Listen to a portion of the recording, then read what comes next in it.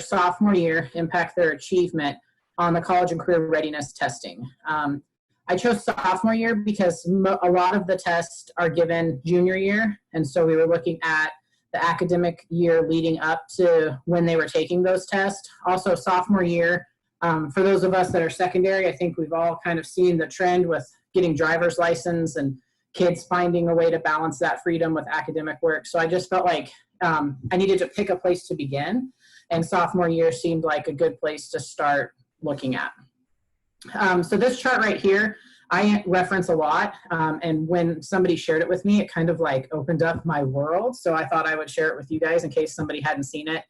It just kind of breaks down the CCR test and how students can earn those APR points for your school district. So basically, if they take ASVAB, ACT, or ACT work keys, this one's a little bit out of date, I think, because I think they've changed the things with Compass. But as long as they take one of those assessments, you get a quarter point for them.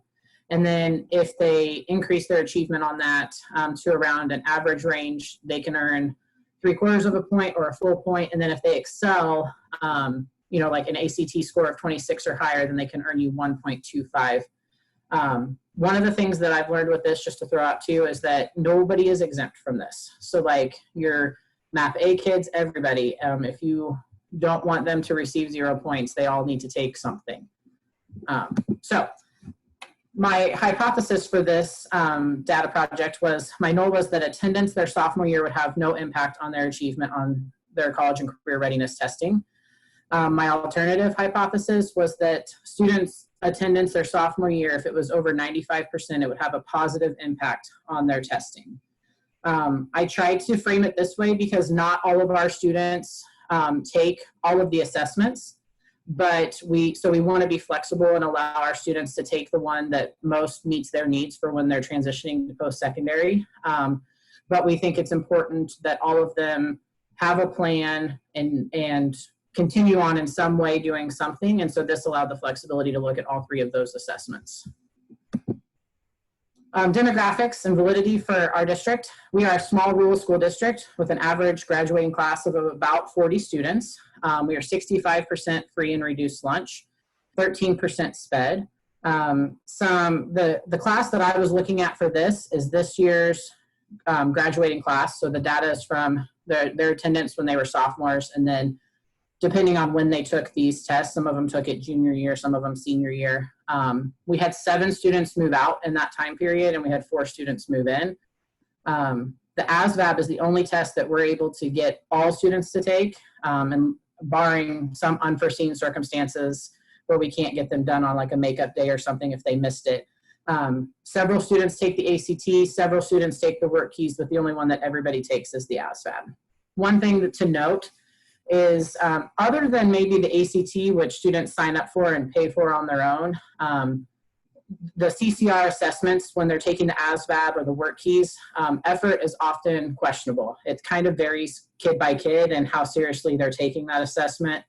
Some of them are headed or maybe interested in the military, so they take the ASVAB really seriously. Others don't think they should have to take it maybe, and so they might rush through it. So that's just something when we're looking at scores and things that can affect well, the validity of what we're looking at, I guess. So here's my data summary table. Some of my big takeaways from this, I gotta move this just a second. I don't know where to put it, there we go. So some of my big takeaways here is that my mode for the CCR assessments was 0.25. You guys can see that's why we are trying to increase, and this is a target area for us. While my attendance, my average attendance was pretty good. I mean, it was a 97. And so that kind of already starts to indicate to me that there might not be a correlation between these 2 things that I'm looking at, because if most of my attendance is pretty good, but yet still I have most scores that are low, then I don't know that that's going to be meaningful there. So if we look here, this kind of breaks it down in another way for us to look at it. So here I have ranges. Each one, you can't see my, oh, now it's hit. I got to move you guys again, sorry. Down here you can see the legend. So blue is clearly my biggest category, and that's the lowest scoring range. And if you look at a 1 or above, in order to score a 1 or above, it looks like basically they had to have 94% attendance or higher. So that was one of my takeaways, is that maybe that is a special mark where, or it could be. I think in order to really draw that conclusion, I would need to look at more years of data and see if that trend holds for multiple years or not. But that might be a place to expand on this project to see if that holds true. But since the 0.25 or the quarter point was my highest on all of these categories, I don't know that attendance is the place that we're going to make the biggest achievement if we're trying to look to increase this. So my conclusions and recommendations, based on this statistical review for the senior class, I really don't think that sophomore attendance seems to be a major predictor of how they're going to do on those achievements on their CCR test. I do point out and see that slight pattern of if we want to earn a 1 point or higher, that they probably need to be there 94% of the time or more. So based on that, I would recommend implementing some research-based strategies, and I put in there gut-based strategies for attendance improvement, and that's because it can be different for every kid, why their attendance might improve. It could be, I mean, you guys know, there's so many different things that might be barriers that they need help with. And so I think that could potentially help a kid, but I think that we need to keep looking at other things that might be affecting our CCR and not just rest on our laurels about sophomore attendance. Questions?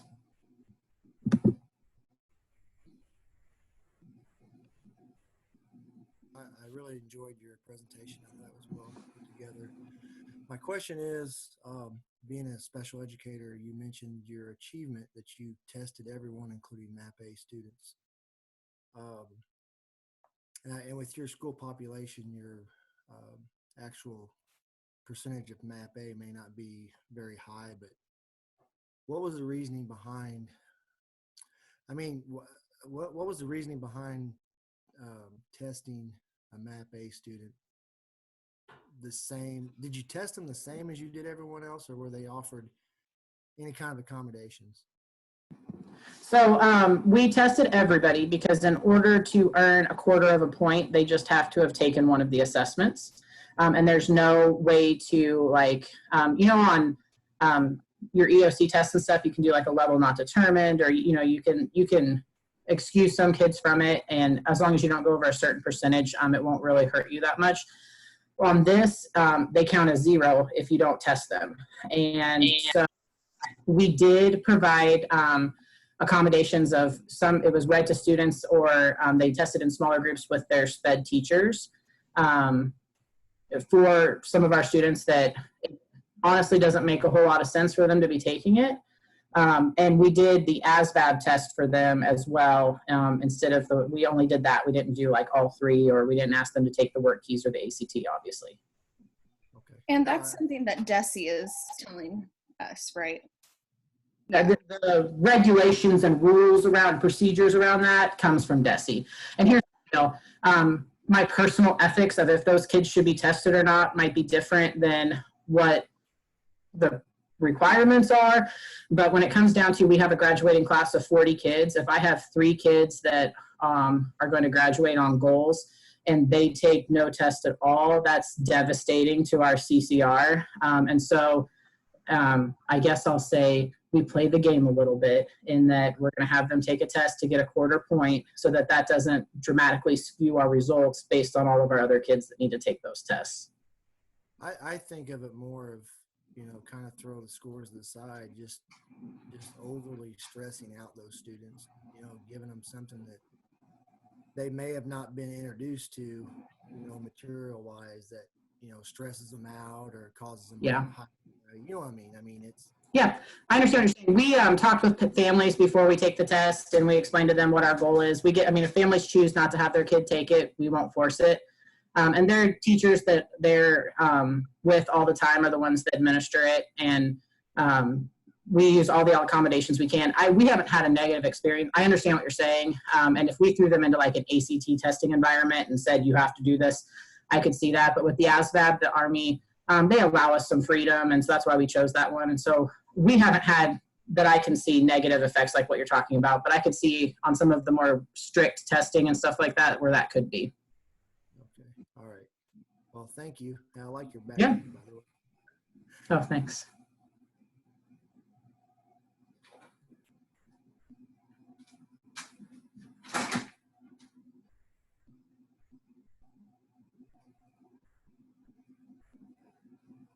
Does anybody else have questions for Casey? I'm glad Philip asked his question, because that is one of the dilemmas that we have with accountability, is always what's really best for the students. And I know that the initial thought behind having accountability measures for school districts is to monitor the districts so that the students are being offered what they need.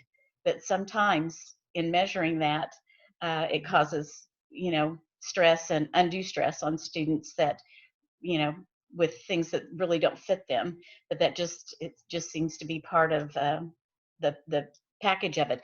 The other thing that I'm glad that you mentioned, Casey, is that in smaller districts, it only takes a couple of kids to really skew the results in the district data.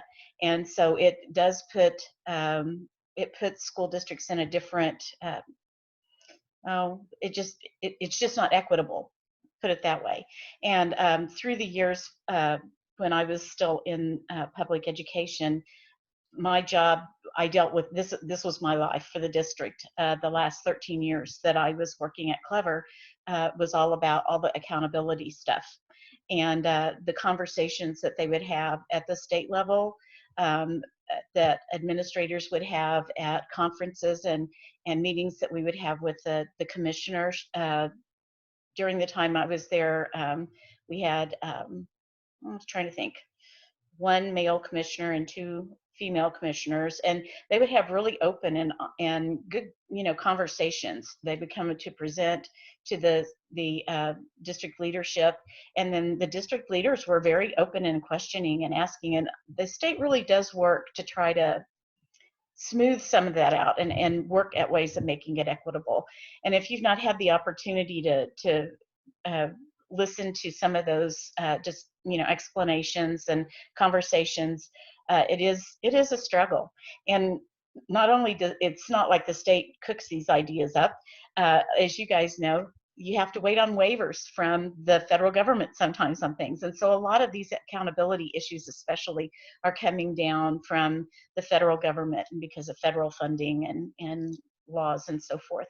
So it's an interesting, it's interesting to get into it. When I was in the classroom, especially, I really wasn't aware. I mean, you'd hear people talking about this and that, but I wasn't aware of all the work that goes into it and all the caring and feeling. I've seen superintendents with tears running down their faces because of issues like that for their students. So it makes me proud to be an educator when I get to hear of that kind of caring and discussion going on for kids. And so I'm glad that Philip brought that up. Anybody else have anything? Casey, what do you guys do to encourage kids to try their hardest on the ASVAB? Because that seems to be the biggest issue we've run into when they're taking all these tests that they all have to take, but they're like, I'm not going to the military. I don't want to be harassed by them and all this stuff. How do you motivate them to do as well as they possibly can?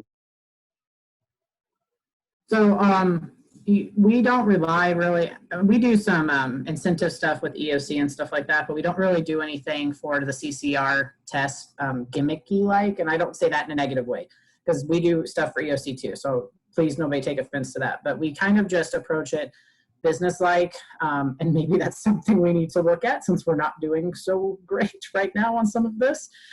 We just set a tone of this is important and this is our expectation and this is what we're going to do.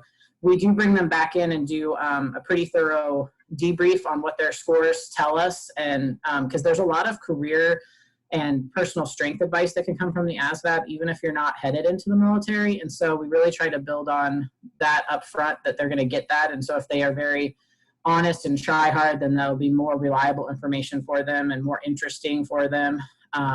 With the work keys, that's the place we've probably had the biggest growth recently, and that is because we brought in the JAG program.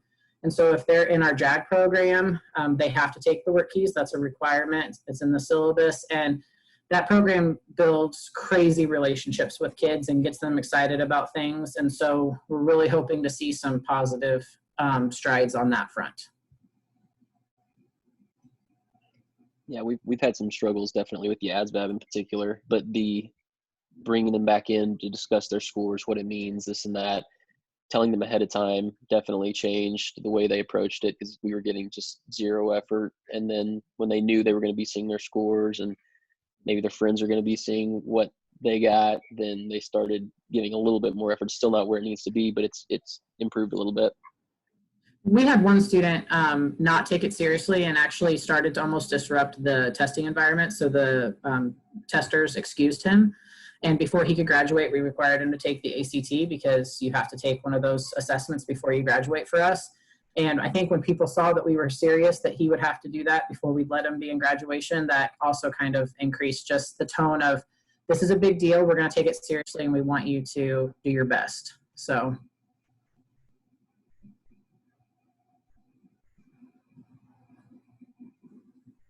So Casey, do kids get, I'm sorry if you mentioned this, a choice between what they want to take, ACT or ASVAB? Well, everybody takes the ASVAB. ACT is completely up to them. We work really hard, since we have such a high free and reduced population, to use vouchers, and so we do push that as well, but it's not required. And then anybody can take the work keys that wants to. They have to sign up for it. If you're in JAG, then you're required to.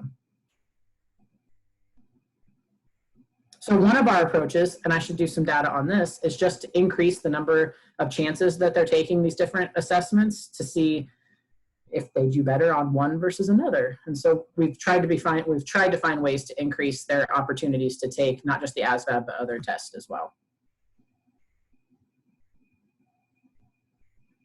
Casey, If you have any ideas on how I can increase our CCR, just shoot me a chat. I'm curious, Casey, is the ASVAB still free to the students to take? Yeah. Yeah, that was, we encouraged everyone to take that as well, and partly for that reason, because they didn't have to pay to take that. So,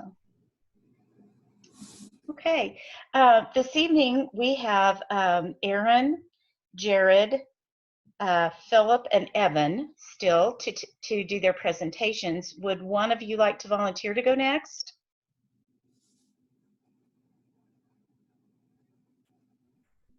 All Aaron. Okay, go right ahead. Oh, I'm sorry, Aaron's going to go next? Well, I was waving, trying to get unmuted, but yeah, I will be happy to go next. Okay, I didn't really hear. There was a little, those funny little wrong sounds. And so I thought Evan was talking, and then Aaron popped up. So is that okay with you, Evan, if Aaron goes next? Oh, I was just giving it to her. Oh, okay. All right. Here you go, Aaron. Let's go.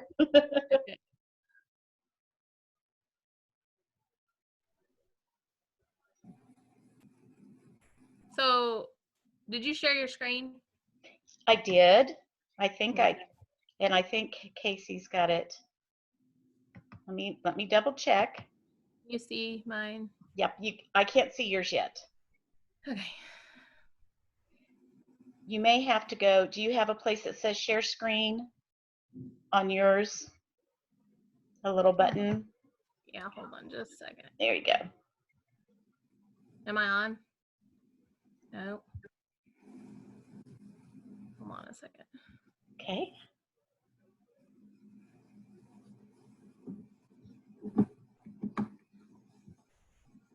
Well, Let me see if I've got yours where I can pull. I think I have it. You've got it. It's starting. Okay. Didn't like my. Okay.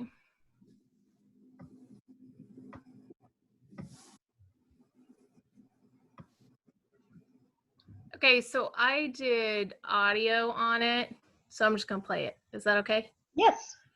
Okay. Hope it works. Where's my cursor? There it is. Good evening.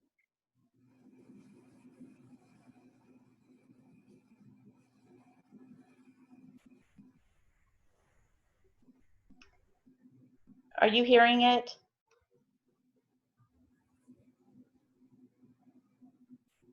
I'm not hearing anything.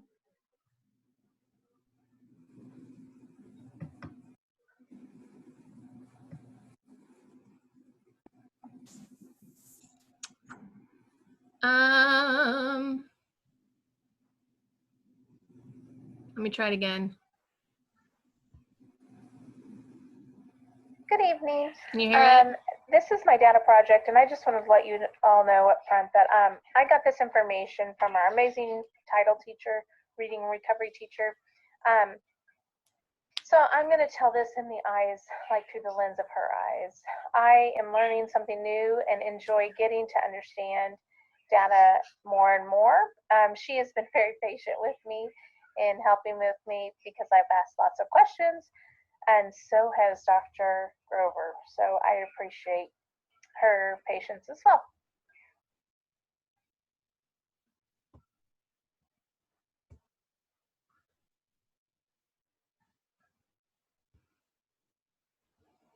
So like I said before, this is not my data.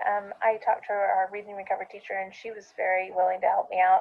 I just don't have a lot as a PE teacher, and so I am taking these Lexile reading scores. So we took these from 30 third grade students, and I aligned them side by side. So the first score was from the September test, and the second one's from the January test. And ideally, we would have another one that would happen this month, but with everything happening, that's not going to happen this year. So, and that just helps with placement in the fall as well. So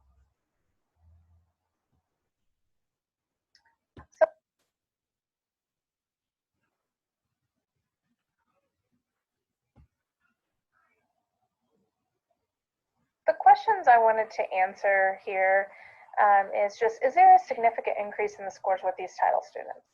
And then also, are the title services provided making an impact on student learning? So, you know, it is just something, it's just a small piece of data that they look at to place students or to see if they need to be referred on to special education.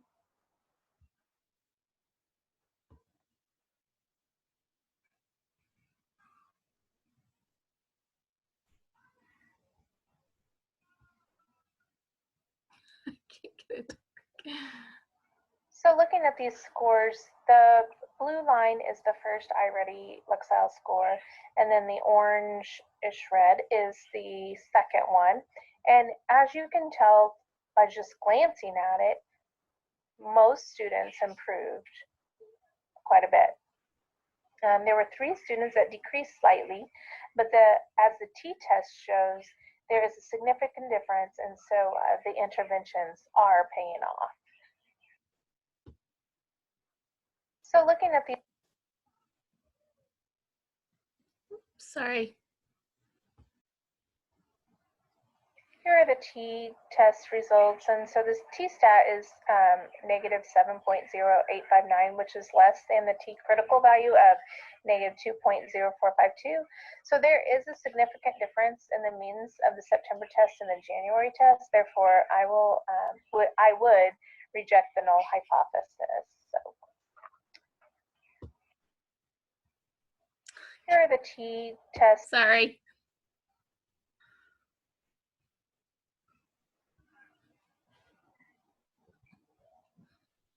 The goal our reading recovery teacher has in mind is to try to get third graders to show a year and a half worth growth each year. So as a third grader, as a fourth grader, as a fifth grader. And then ideally, this would put them on grade level by the time they leave our building and begin sixth grade. So that is their goal. If they're not showing growth, then so this data is used to help with placement for the next school year. And so she said that if they are not showing growth, then they, refer them and look to the special education department to see if they should be tested for that, or just to see what else they need to do to get them to show improvement.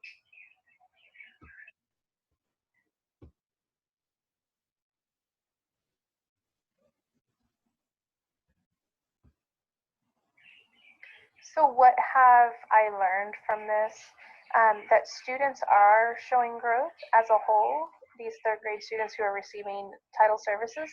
So the title services are showing effectiveness. And so, yeah, I thought it was an eye-opener for me just to kind of see the hard work that she is putting in. We had a discussion the other day, and she was concerned and actually is losing sleep over what they're going to do without the data that they normally get in at the end of the year that helps with placement for the next year and just like the rest of us, it was what's next year going to look like. And so she is very passionate about her students, like most teachers, and just really wants to make sure they get the services that they need to have.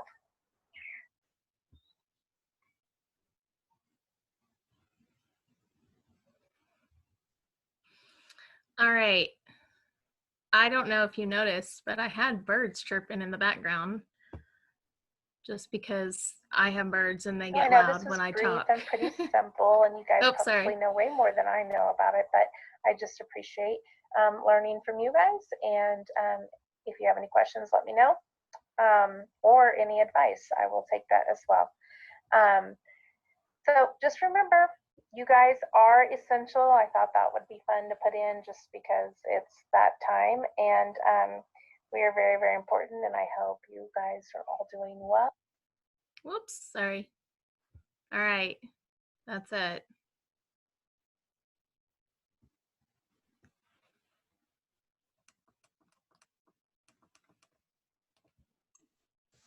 I thought you did a really nice job, and I actually had forgotten that you were a PE teacher, so I was glad you reminded me of that.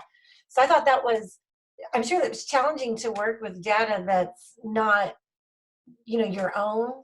So I bet that was a really interesting experience to go to a totally different field. So I thought you did a really nice job digging into that. Thank you. I had gone to my instructional coaches and asked them how I could help with any kind of data, and they were busy, so I went to the title teacher. I thought you did a really good job, and I liked your transitions a lot. Casey, you did a good job too, but I came on late, so I couldn't really comment too much on yours, so sorry about that. Thank you.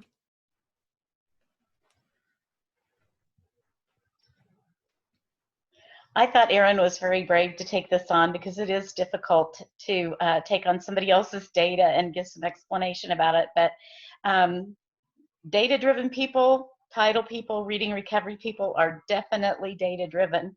And so I knew that this person would be somebody who would be happy to have their data analyzed and would be able to discuss how meaningful it is to them to use every day when they're working with their students. And I think that's pretty exciting results that your teacher's getting. So she should be very happy with that, and that's good for those kids. I thought it was pretty high standards too, because generally, I think we do we want to see a year's amount of growth in our reading with our STAR reports. So a year and a half is pretty bold. Yeah, she's good. She always teaches summer school and takes on the third grader, the kiddos coming into third grade to our building, and just try to get a jump start on them. So. Any other questions for Erin or comments for her?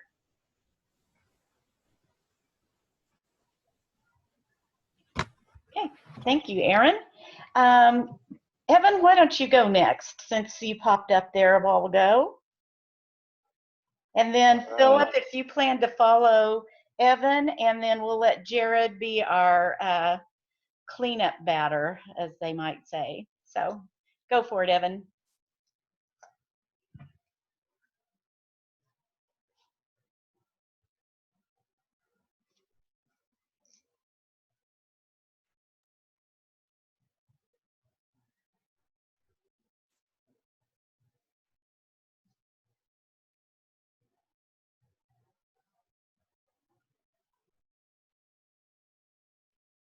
Good evening, everybody, and welcome to my presentation for Statistics in Educational Administration. This presentation is going to cover ACT score analysis.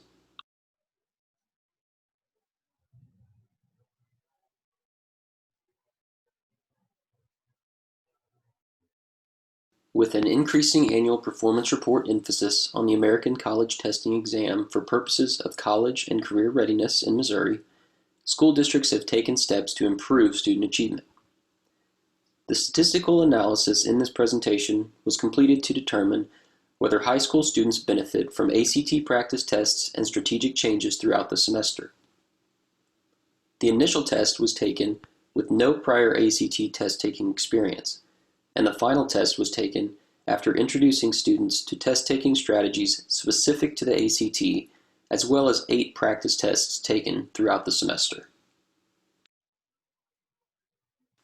The question that this analysis sought to answer was, does the study of test-taking strategies, increased experience, and familiarity with the testing format throughout a semester have a significant impact on student ACT scores?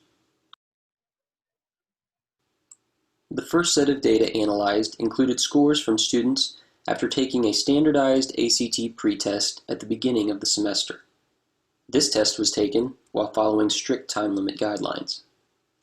The second set of data analyzed included scores from students after taking a standardized post-test at the end of the semester. The post-test followed roughly 12 weeks of practice tests and strategic study. A two-tailed t-test was performed in order to determine whether there was a statistically significant impact on student achievement.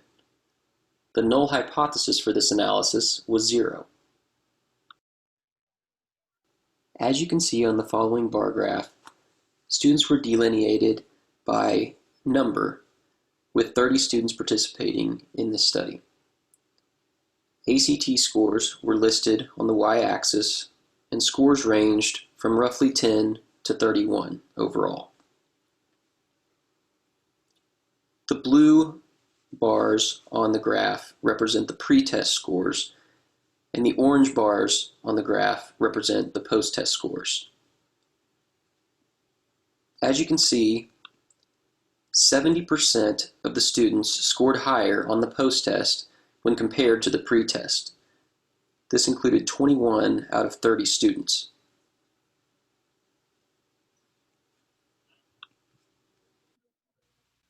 Here you can see the results for the t-test performed on the 2 sets of data.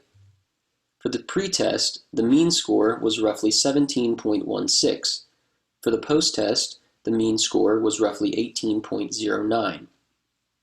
For the pre-test, the variance was roughly 17.58, and for the post-test, the variance was roughly 22.20. There were 30 observations run on both tests.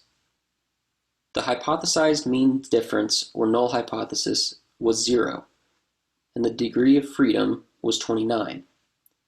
The test results yielded a t-stat of -2.70, a p-value of 0.01, and a t-critical two-tail value of 2.04.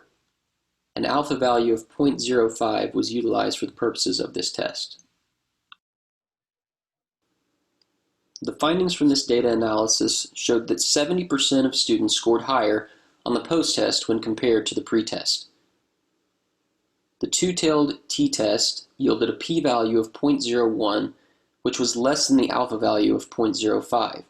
Thus, the null hypothesis of 0 was rejected. The summarization of the data analysis shows that student achievement does improve with exposure to more practice tests and strategic changes throughout a semester.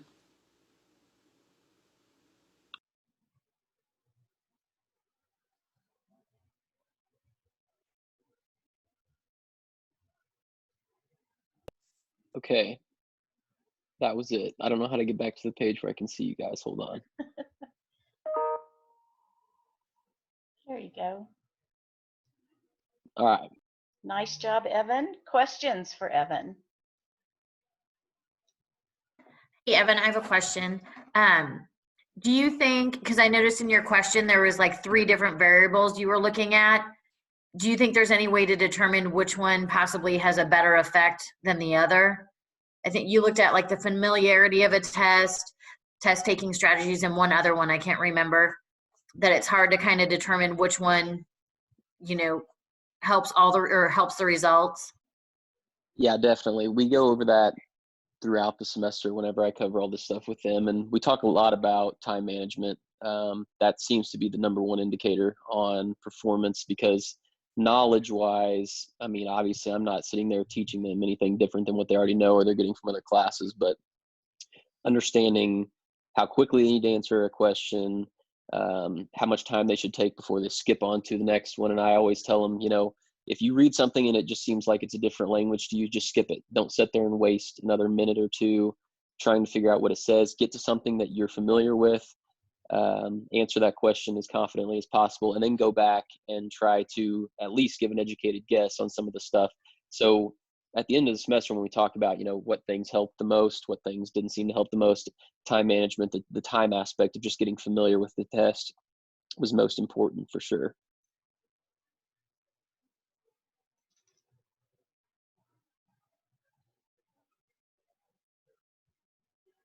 That was a good question and a good answer.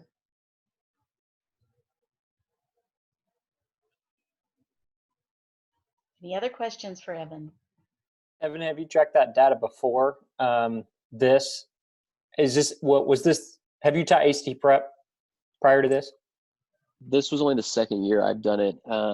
I did kind of my own comparison last year, and I talked to the principal with it at the end of each, we always do it first semester, and then second semester I teach personal finance, so it really doesn't, we don't have any data for that, but at the end of each semester we talk about it, and then we go and we were able to look at scores from kids who paid for the test and went and took it as far as our CCR stuff goes, and it was pretty consistent actually. And most of the kids that take it had already taken it prior to the class itself. So but that was 2 or 3 kids maybe coming into junior year who had taken it.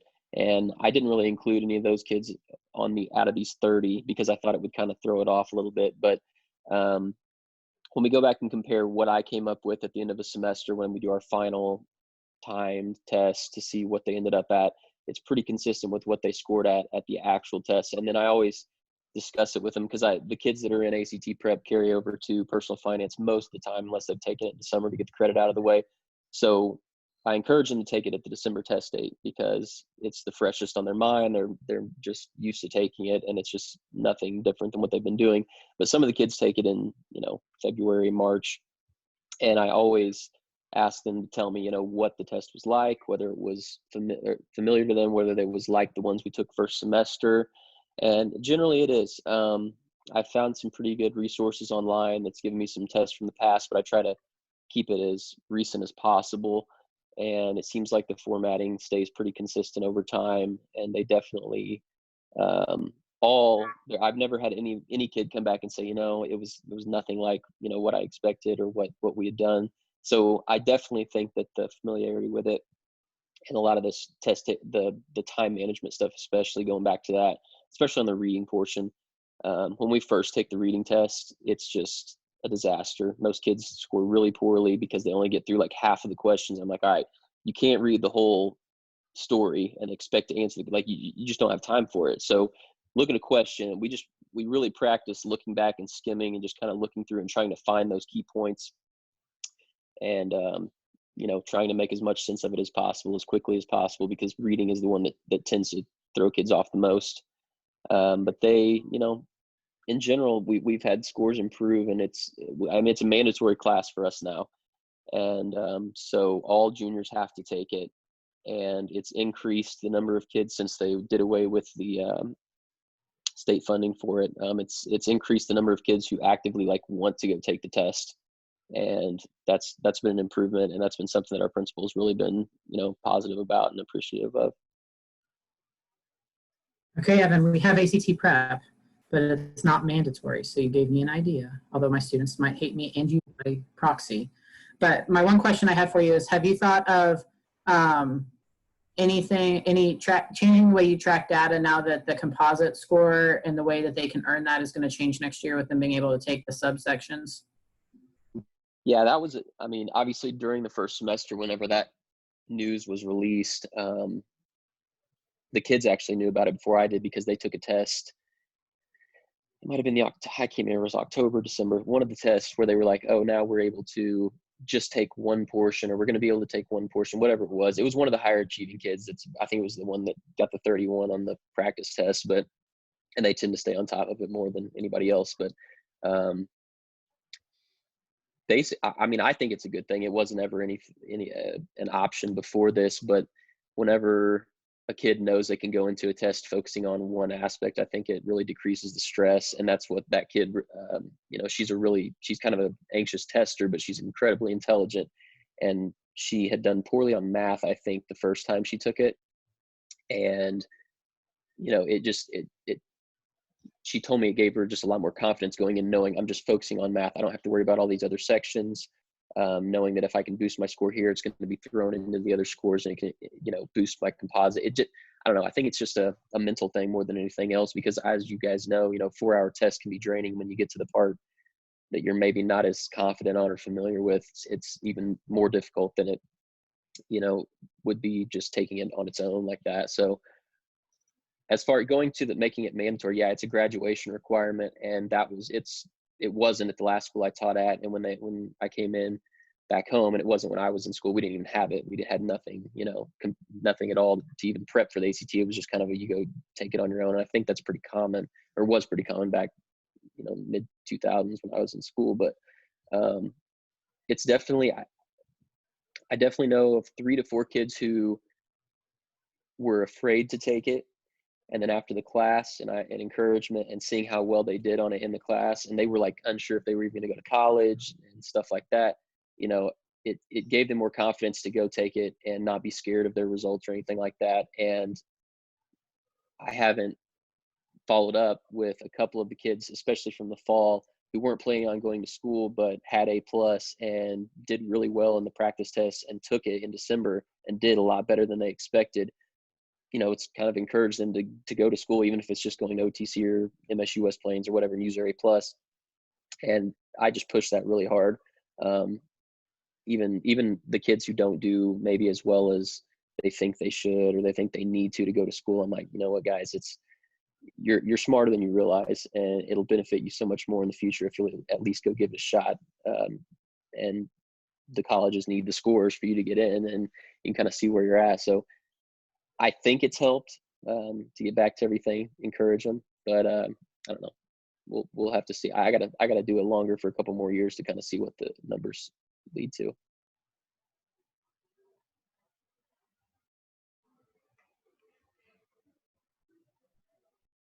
Anyone else? Good information. I think that's a great idea.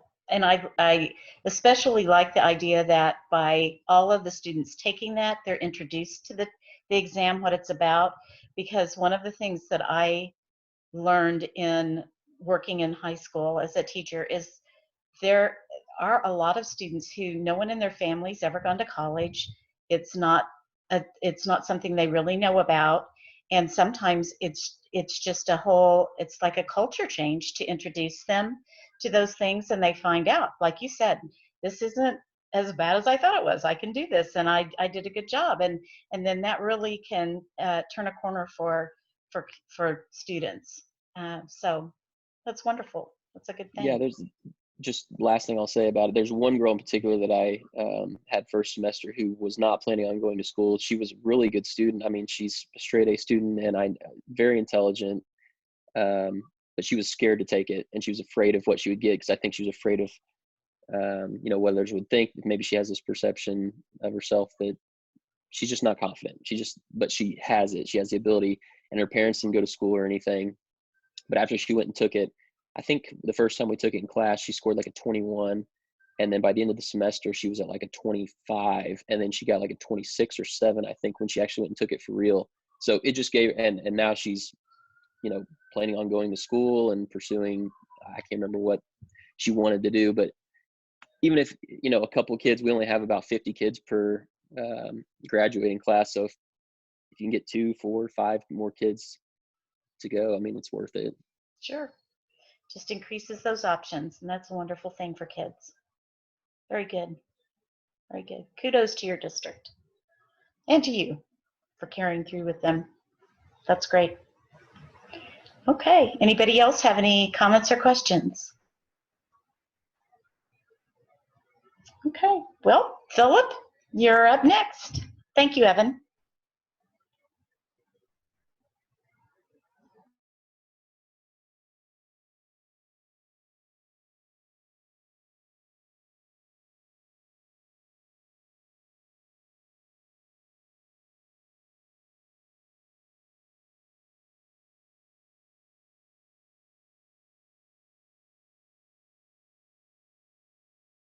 I did my presentation on some data that we collected in my classroom. I teach 9th and 10th grade special education. I teach intellectually disabled children and mild to moderate autistic children. Those are the two categories that I have in my classroom only. I have 9 students in my classroom. For the most part, I have those students all day long. I have one paraprofessional that's assigned to me that helps just as needed in the classroom. So just to kind of give you an idea of the makeup of the students that are in my classroom. Topic of this description, a group of 9 students were assessed in the area of a life skills activity involving money. Students were addressed in the areas of value of coins, adding money, paying with exact change, and making change to $5. So early in the school year, when the school year started, the 10th grade students I had the previous year, so I had an idea of where they were academically in these areas. 9th graders come in, I was not familiar with these particular students in this area, so they were assessed in these areas, both 9th and 10th graders. A pretest assessment was administered in the fall of 2019 in the selected areas, as I already discussed on the previous page. Value of coins, adding money, paying with exact change, and making change to $5. After administration of the pretest assessment, it was determined that students' greatest area of opportunity was in the area of making change to $5. Students were not using a calculator. Students were basically looking at a menu with menu items, and then they were paying with a $5 bill. So they would, whatever that menu item was, they would take that amount of price and then subtract from $5. And so that's how that was given. After determining that students' greatest area of opportunity was making change to $5, a plan was put into place how to increase students' understanding through mathematics practice and other differentiated instructional practices. We had several differentiated instructional practices. Students were aware of, this was a classroom goal. We needed to, we need to improve ourselves in this area, and this is why. It's a life activity. Everybody is going to, in the classroom is going to pay for things one day. They're going to be able to have to make sure they get back the correct change, when they pay for something. And differentiated instructional practices, we used everything from, fake money in the classroom, doing activities. We have, virtual in the classroom with a program called Nearpod. We have a special education online program called Unique. So we have several, different differentiated instructional practices and opportunities for all students. So our goal was, a goal was put into place that each student would increase their making change to $5 post-test score from their pre-test score by at least one level. And the levels were broken up as you can see there, 90 to 100% was advanced, 80 to 89% was proficient, 70% to 79% was basic, and 0 to 69 was below basic. So that's the way they were. I don't think I mentioned this. We did the pretest was administered in right there the first week of September, I believe, if I remember right. And I post-tested, luckily, right before spring break. So my post-test was, I got that in time. The pretest were all data. And as I mentioned, I only had 9 students. I had student 1 scored 100%. Student 2 scored a 0. 3, 100%, student 4, 25%, student 5, 0. Actually, the rest of them, 5 through 9, all scored 0%. So they did not understand, basic, ordering off of the small menu that we had, and basic subtraction, borrowing practices, basic mathematic practices. So the post data came in.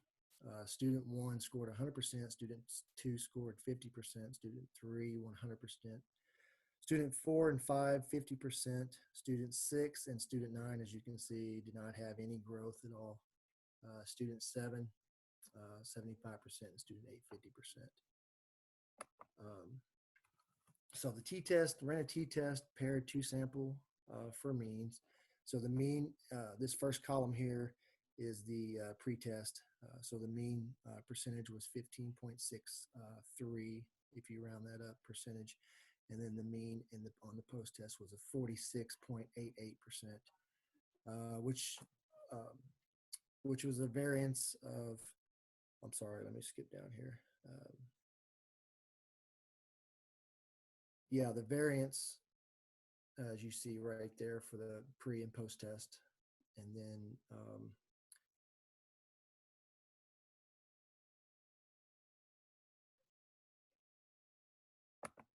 okay, and then well, so in the end, now here's the pre and post test. So the pre-test is in black, and the post test is in orange. So student 1 started with 100% student, and then he also finished with 100%. Student 2 does not have a pre-test score because it was actually 0. So you can see that student increased to 50%. Student 3 started with 100%, ended with 100%. Student 4 started with a 25%, went to a 50%.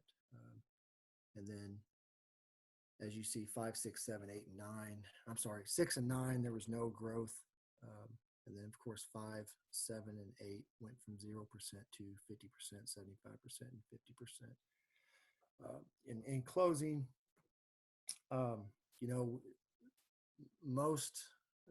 each student had some growth. The only thing that I wish I would have done maybe differently was student 1 and student 3. They started with 100%. Even though we did challenge them with other instructional practices throughout the school year, we would work on up to $10, up to $15, but we didn't actually chart that. And we actually also gave a midterm assessment as well, where actually student 1 actually decreased in December, and then he went back and scored 100%. But everyone else was pretty steady as far as with their growth pattern. Also, in conclusion, I think it helped us that we had students. I had it written on the board. The classroom goal was to increase our ability to make change, and the kids bought into it. They had ownership, and we kind of made a big deal about it throughout the school year. Whenever we would do activities and things like that. And the only change, a couple changes, as I thought about it, was possibly, have them make change with the use of a calculator. Thinking about it, talking with some other teachers and even my para, to make it more of a real life situation, possibly next year, we will probably incorporate students using their smartphone, if they have a smartphone or a cell phone, and actually use the calculator, teach the kids how to use the calculator on their smartphone. And as I said before, those students that scored 100%, probably at least, we chart and we collect data daily, in my classroom. But getting them to, if they're already making 100%, then possibly, bump their and collect their data as they grow. So that's all that I have as far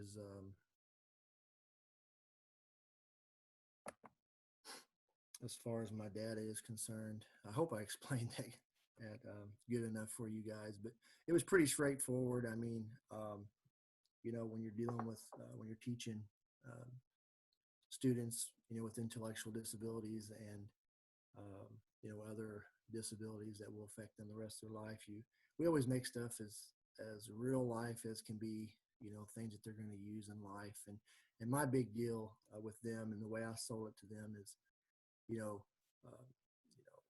people in the world are not all honest, and I don't want anybody taking advantage of you. So you have to learn how to understand this, because kids, they get frustrated with it, and they get to a certain age, and I catch them at that age where they're just getting to it's almost like they're starting to realize that, and they almost shut down, like, well, I don't really want to try that because I already know how to do that. Well, they really don't understand how to do it.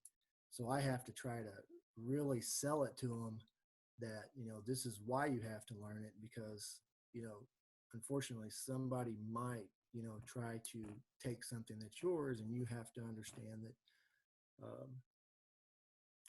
you have to know what. So I think that's where I think the calculator thing, I think I've bought into that. I think I've sold myself on that. I think we'll incorporate that. We were actually doing a lot of that the second semester, but on the assessment, they weren't allowed to use the calculator. But I think using the smartphone, teaching them how to use a smartphone, because that's kind of where the world is with technology. So why not teach them how to use it?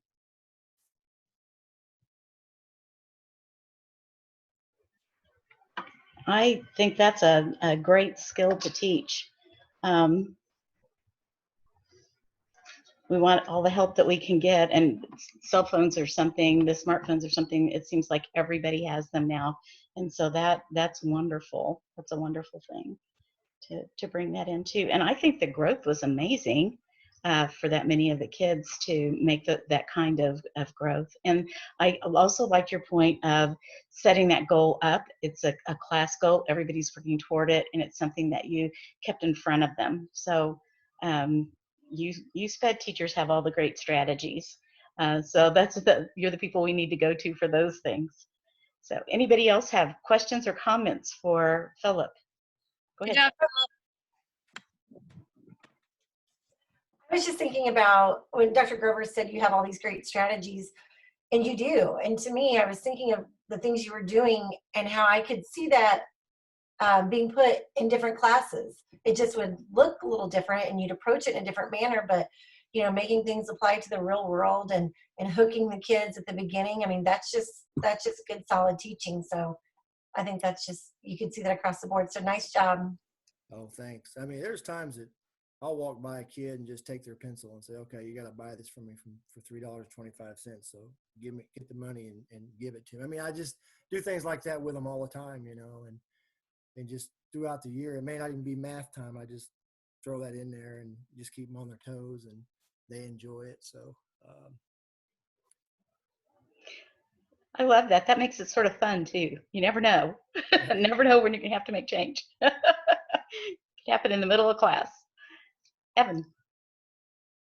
Philip, how many of those kids would you say are actually going to be on their own when they get out of school? They're not going to have to have a guardian at all times. They're going to be relying just on themselves to do these sort of transactions and just deal with day-to-day life. of the 9 students that I have, well, just kind of give you an idea, the IQ range in my class ranges from 55 to 70. So we're not severely low.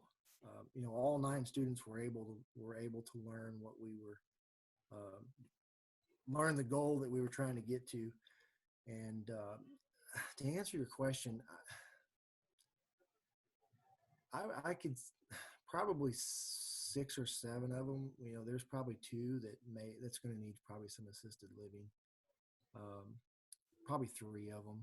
Just thinking off the top of my head. It's a lot of the others I think would have enough skills. I think they would all probably need at first some assisted living, but to carry on through life, I think 5 or 6 of the 9 would be would be successful. They'd be able to hold a job at a fast food chain or a grocery store or somewhere like that.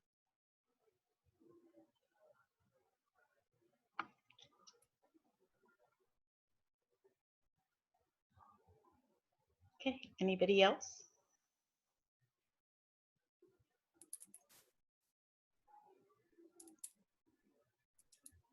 Okay, that's fabulous, and I have a heart for that too. I have a nephew who's an adult who lives in a facility where he has some assistance and works in a sheltered workshop, and he wants to be able to take care of himself, and so those kinds of things are very important, that they're not taken advantage of, and that they know to watch out for that. So that's fabulous. That's fabulous. Okay. No other comments or questions? Then Jared, it's your turn.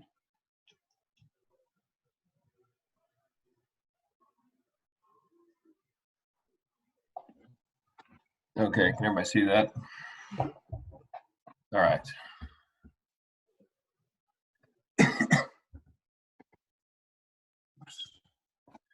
Okay, when I started collecting the data, I decided to do 2-year teacher attendance. I broke it down by percentages. When I started collecting the data, I wasn't 100% sure what we were going to use it for, so I just chose teacher attendance. But I'm glad I stuck with it. I would like to carry this on to years like 3, 4, and 5 to have a little more validity with it in terms of just what I can use it for. But I'll go through.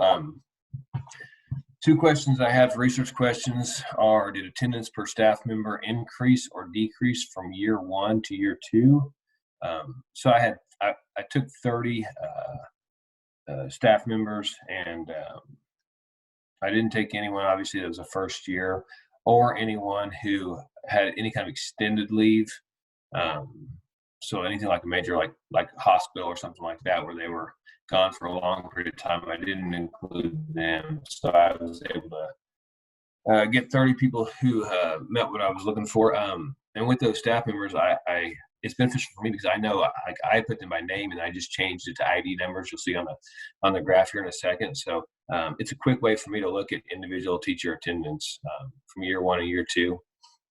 The second question I had was for the overall staff attendance, because in year 1, I looked at 2 elementaries, and then in year 2, we merged those 2 elementaries into one elementary building, in the building that I'm currently at. So I wanted to see if that had any change on teacher attendance when we put more people into one building. So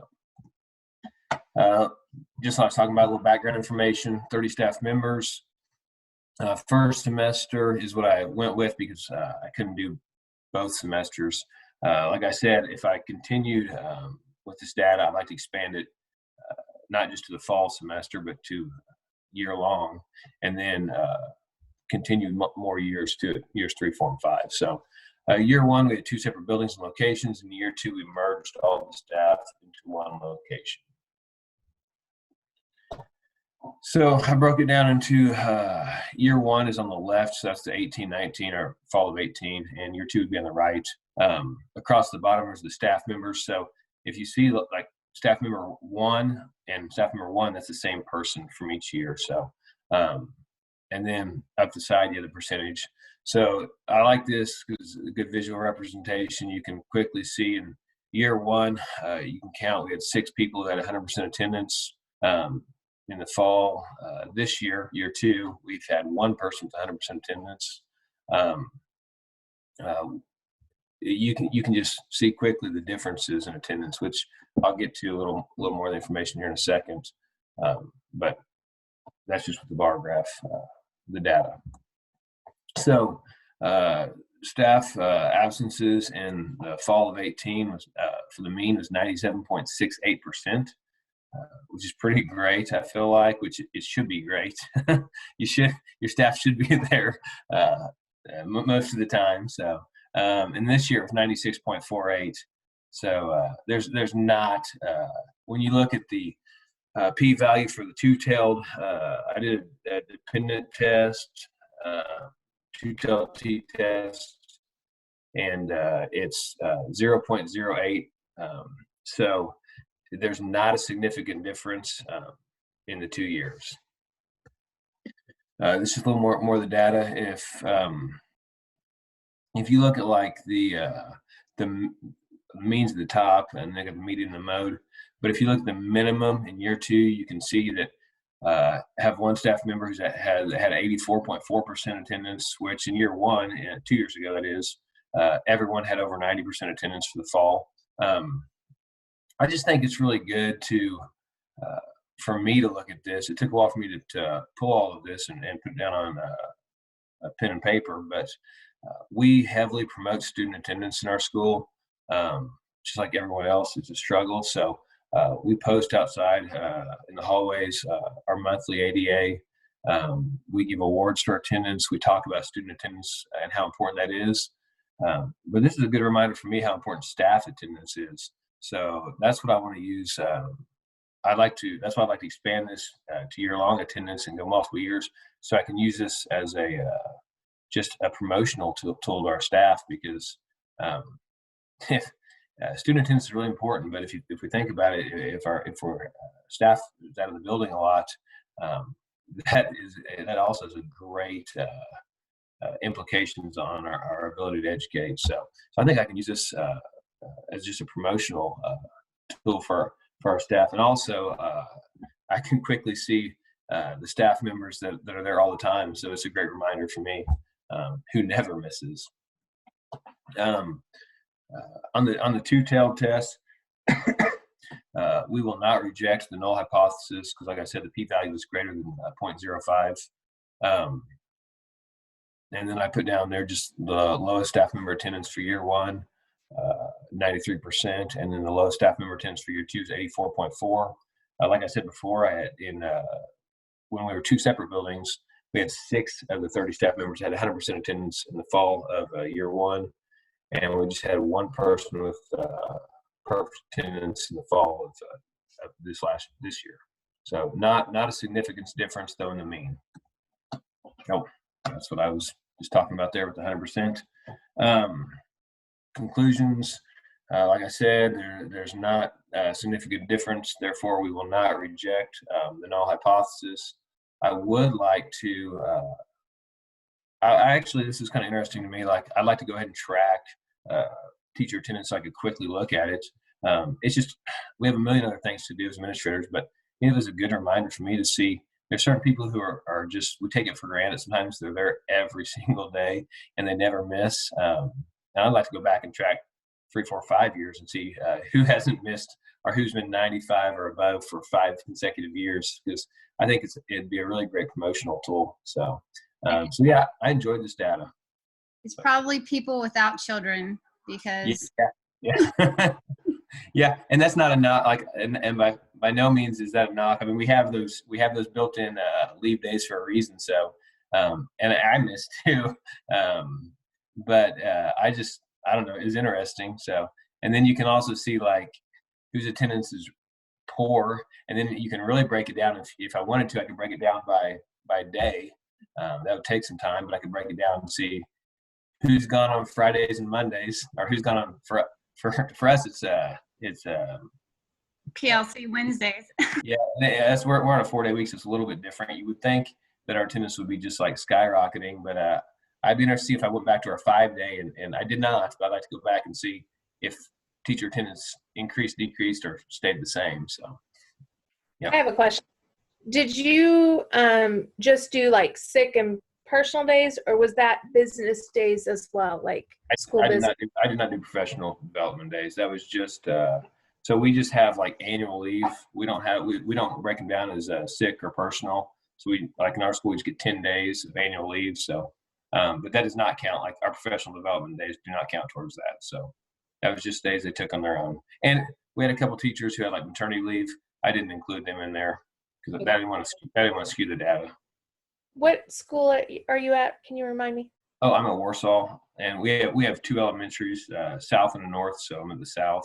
But I just thought it'd be interesting because we merged. We had a third of West Elementary, and we merged them. So I wanted to see if that made any kind of significant difference in our attendance. So Very interesting study. And these are elementaries, correct? yes, yep. There's a student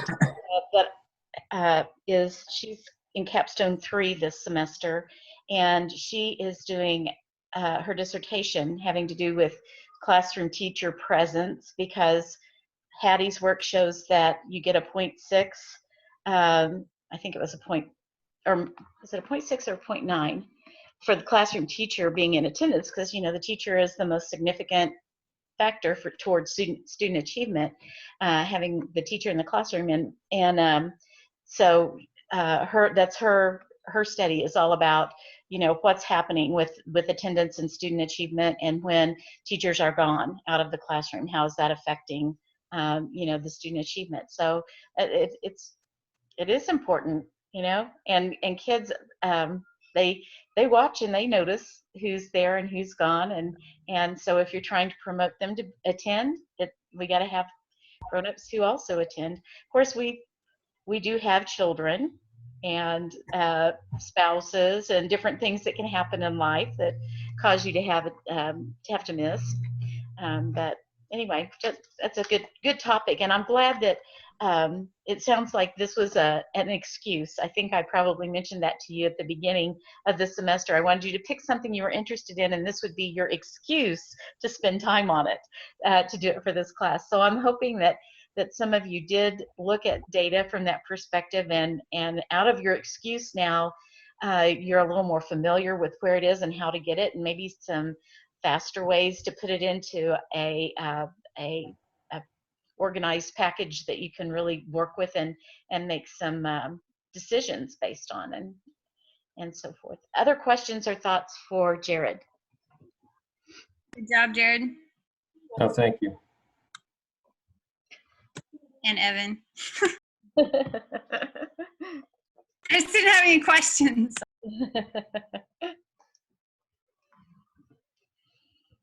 Well, guys, I have really enjoyed all of your data projects. I think you've all done a nice job on this, and very pleased. I told you that we'd take a few minutes here when we got finished. I wanted to make sure everybody received the final exam email, and that you noted that there's an Excel spreadsheet and a Word document. I say spreadsheet, there's an Excel workbook. And in the workbook, I think I have 3 sheets that I've tabbed at the bottom. And then on the Word document, I have the tasks that I want you to do. And then also on the spreadsheet, or the workbook, on each sheet, I've listed, this is where you will do this thing, this is where you will do these, whatever is there. So I hope you've had some time maybe to look at them, maybe you haven't. But it is due, I believe, May 4th by midnight. So please do have those to me by then, so that I can get them graded and get your grades in for the draw up. They pull our grades from Canvas, and so I want to have those in there in plenty of time. Does anybody have a question that they would like to ask about the final exam?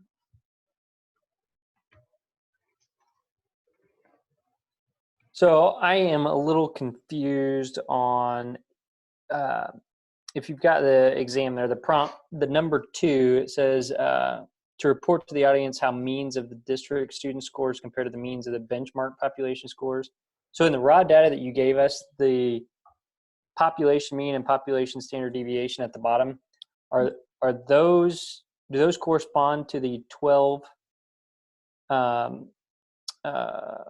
pieces of data that you list above No. or the Those are what I've given you. I've given you the 12 data points as if there were 12 students for beginning, middle, and end of year, and then the population mean that's down below and population standard deviation.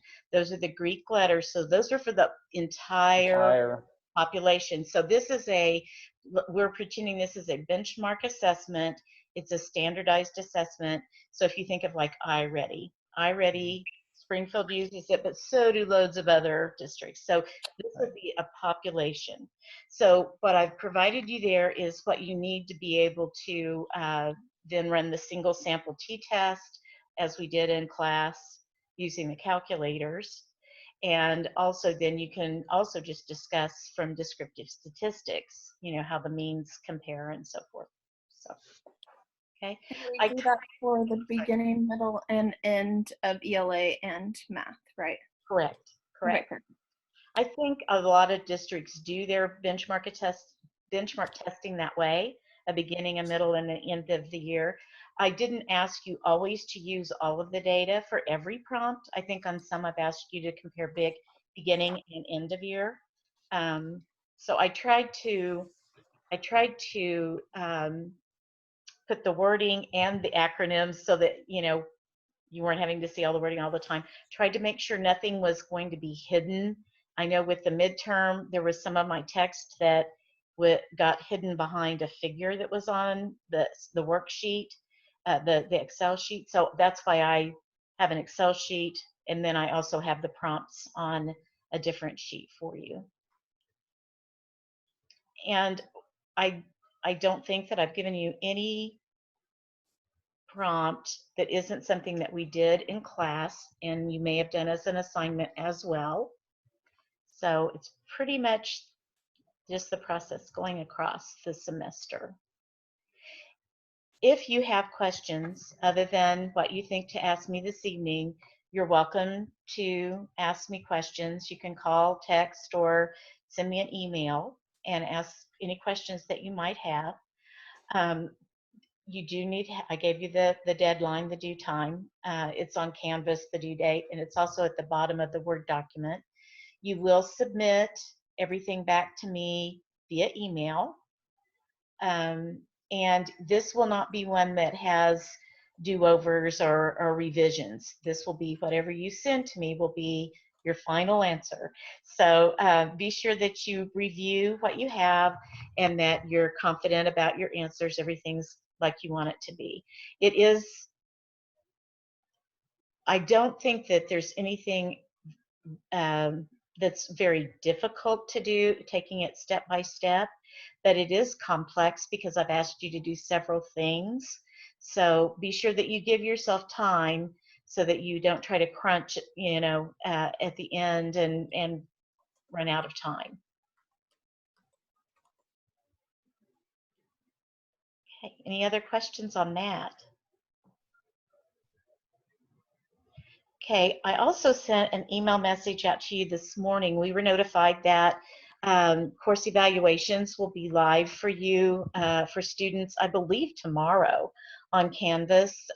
You'll get a notification, I'm sure, if you have those set up. I would really appreciate it if you would participate in the course evaluation. And I want you to know I do read mine, and of course, I have no idea who's answering what on those questions. I would like for you to feel free to give your feedback. I especially like to read that sort of open question where you get to express, I wish we had done this, or this was difficult, or this worked well for me. Some comments like that are very helpful to me as I continue to try to improve and offer a better product and do better with instruction. So I would be thrilled to see comments there. So if you guys would do that, I would like that. Any questions about that part? Nope. Everybody good? Well, guys, I think maybe I will have some of you in class through the summer, and some of you I may not. I've enjoyed getting to know all of you, even though some of us didn't get to meet face to face. Hopefully at some point in your journey, we'll be able to do that. I've really enjoyed having you in class, your participation and your attention to work and your patience. This is not an easy class. It's an easy one to become impatient with. And so I appreciate your perseverance and your patience. And those are good attributes for you to have as you make this journey to becoming doctors and administrators in our schools. And so I just want to thank you for the semester. And I will see you all later. I'm going to hang on here and talk to Tiffany for a few minutes after everybody else leaves. So if you all want to go ahead and exit, that would be fine. I'm not going to end the meeting this evening. So bye, guys. Have a great break. Just clarification, we're not meeting anymore, right? Just submit our final. That's exactly right, Erin. Yes. All right. Okay. See you guys. See ya. Bye. And Dr. Grover? Yes. I wanted to say you did a really good job. I took statistics originally for my forensic science degree. And in that class, it was very difficult. And even the teacher, she seemed like she was having a really hard time. And I thought I kind of got it, but I think I got a B in the class and I was pretty upset. But I knew I didn't get it. And this is the first time where I really get it. I'm like, oh my gosh, I get it. And so I'm super smart, but it's because you helped me and I appreciate you. And anybody that's struggling, don't feel bad because I have taken high chemistries and high sciences and high biologies and high maths. My highest chemistry was advanced analytical chemistry and I got an A in it, but statistics, I was just like, what is this? I don't get it. So if you're struggling, do not feel bad. It's a very tough class and just hang in there. So. I can second that. I think statistics is a whole different animal. So, thank you for those kind words, Ashley. It's nice to know. Bye, guys. Bye, guys. Bye.